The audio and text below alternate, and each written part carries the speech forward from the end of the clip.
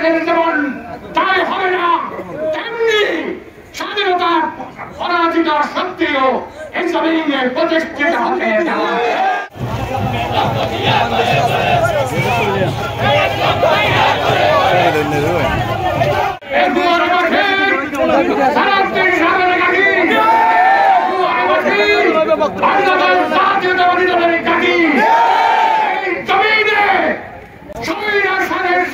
যেমন দায় হবে না, তেমনি স্বাধীনতার পরাজিত শক্তিও এই জমিনে প্রতিষ্ঠিত হতে দেওয়া।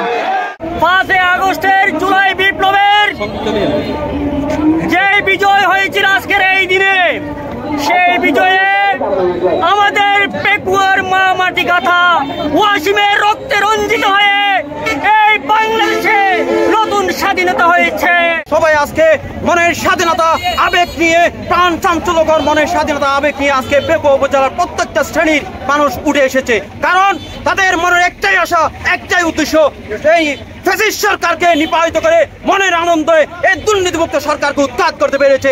হাসিনার পতনের 1 বছর পূর্তি উপলক্ষে আজকে আমরা পেকুয়ায় সালাউদ্দিন ভাইয়ের নেতৃত্বে গণমিছিলের মানুষের বিপুল সমাহার দেখাই দিলাম।